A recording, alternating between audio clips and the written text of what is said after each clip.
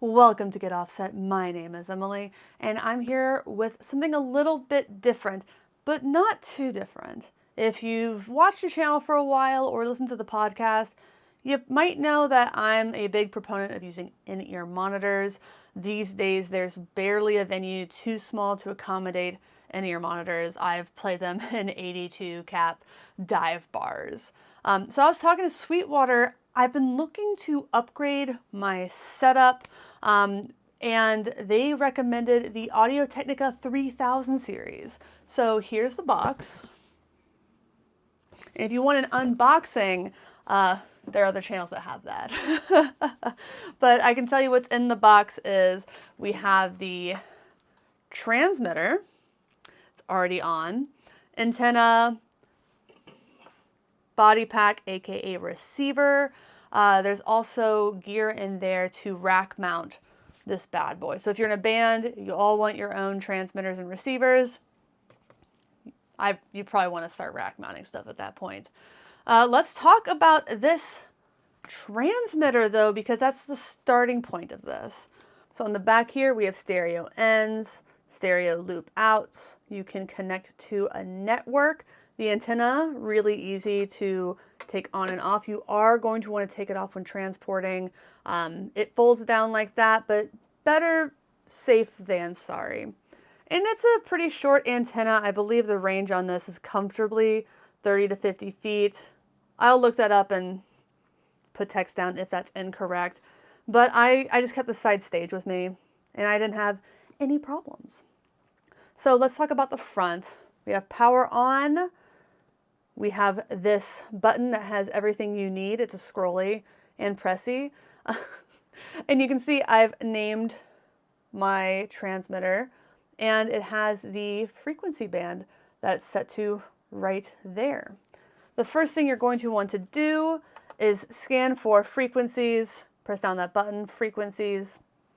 There you go. We have some other things there, like I said, name, sensitivity. This is where you can increase or decrease the gain level. Gain staging is very important. You can increase or decrease that.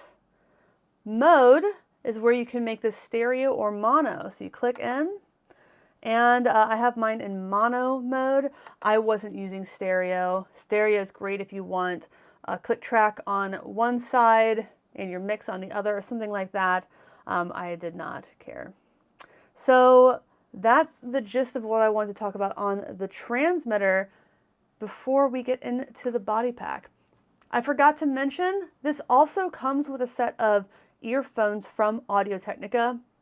I did not use those. I have my own earphones, in-ear monitors that I prefer to use. I trust that they're pretty good. I think Audio-Technica generally makes really good products. So I wouldn't be concerned about that. So the next thing you're going to want to do is sync your body pack to your transmitter. And it literally couldn't be easier. So if we drop down on the side here, you can put in your batteries. I recommend rechargeable ones. You turn your device on by twisting that. At this point, keep your volume really low. I just recommend that. Then there's a sync button, and there's a little black square you should be able to see on the back here. It's right there. You just align that with the transmitter, and it syncs up. It really couldn't be easier. It takes seconds.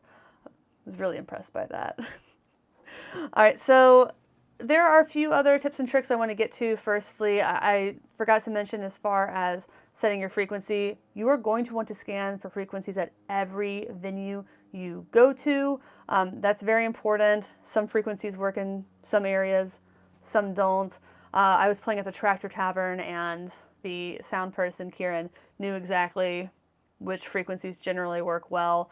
And if you have this on in your ears and you hear anything happening, you shouldn't hear anything. And if you do, don't use that frequency. So this automatically scans for open frequencies. I'm not 100% sure. I will look this up or do my best to. In the United States, we use a certain frequency band, And in Europe, especially Germany, if you use the wrong frequency bands, they can literally arrest and fine you. They can shut down your show, that you will get in big trouble. So do your research first. Make sure that your transmitter is using acceptable frequency bands if you go to Europe. And if it doesn't, you might just have to rent something. Not a huge deal to do that, but it's a huge deal if you don't. So yeah, at the top we also have the spot for our headphones. Neat. But anyway, you do more than sync your transmitter and receiver on this Bodypack. There are a few other things that I really recommend doing. The first one is make sure that if you're using mono on your transmitter, that your receiver is also set to mono or stereo, depending on whether you're running mono or stereo. So to do that, you press set, go up twice to audio, hit set again, and you can change your mode from there. I didn't hit set again. So right now I'm in stereo, there's mix, there's mono balance. Those are your options. Use whichever one applies to your circumstances. You hit back, it says escape, and you can go through more things. Now, when I was sound checking, I was really confused because I asked for an appropriate amount of me, and I heard myself great when it was just me. The rest of the band came in, I couldn't hear myself anymore. It was clear there was a limiter on. I thought it was from the soundboard. He said no. It turns out this thing by default has a -32 limiter on it, and that's a lot. I did end up turning it off. It's there by default to protect you, so you don't damage your hearing accidentally. If you are very careful about levels, making sure you're not getting too much, making sure this volume is down when you start, you're going to be fine. You're probably going to be fine. Just be careful when if you turn off that limiter. Because the thing is, if there's a limiter on, you can ask for more of yourself, but when everything else comes in, it's not going to happen. And that kind of defeats the purpose of having in-ear monitors, in my perspective. So maybe lower that limiter, turn it off. But whichever one you're more comfortable doing, maybe experiment with some things. I was already out of sound check by the time I figured out what was wrong, was able to fix it. So I just turned it off, asked him to turn down the volume on things. So to change the limiter, you go to set again, hit up twice again, hit set, and then you go up to limiter, and you hit set again.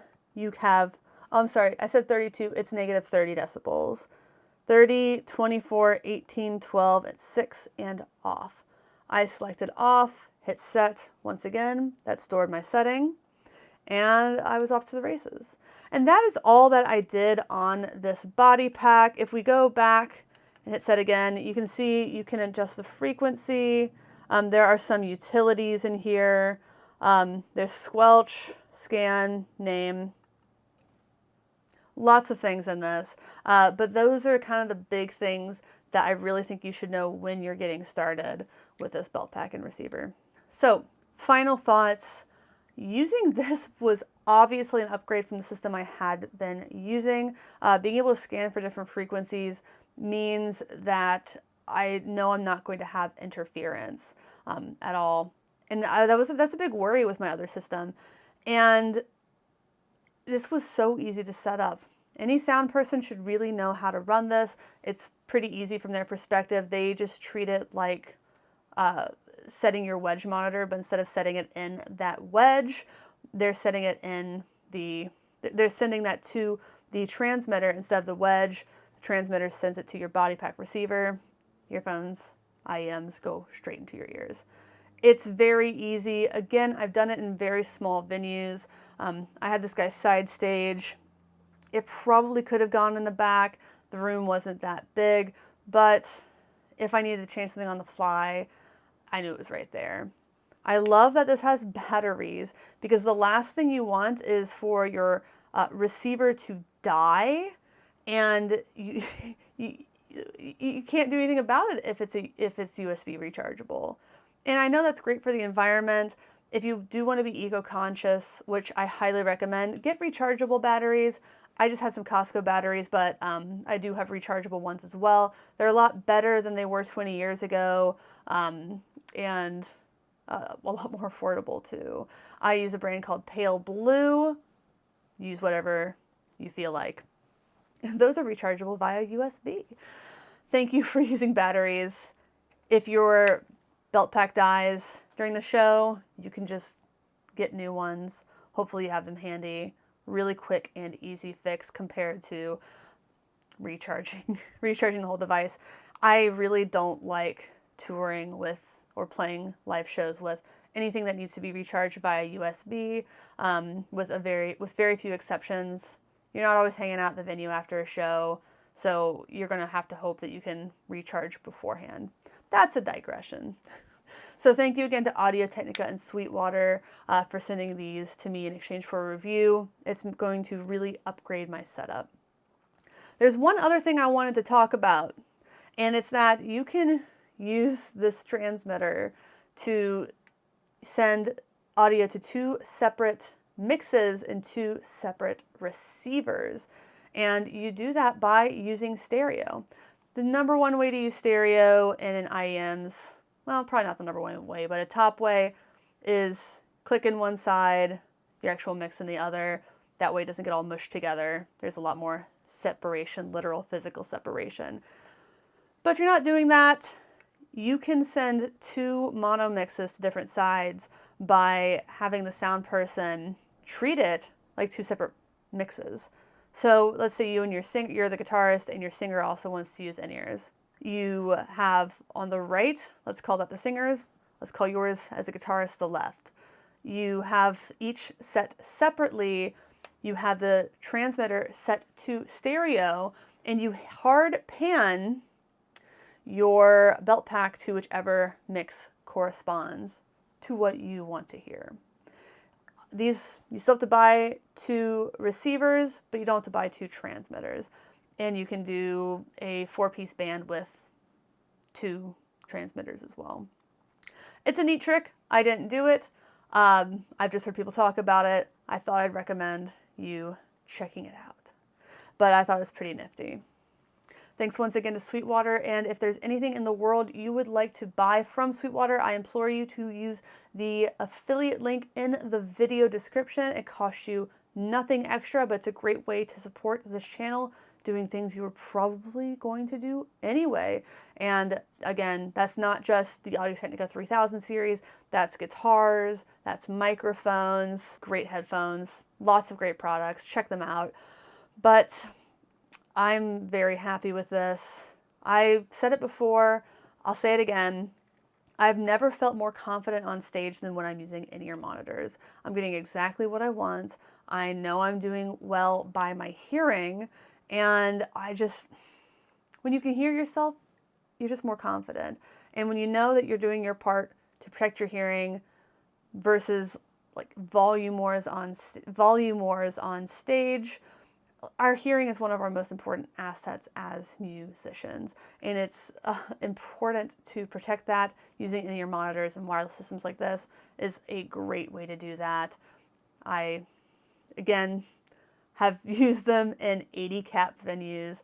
I'm very confident that most modern venues can accommodate in-ear monitors.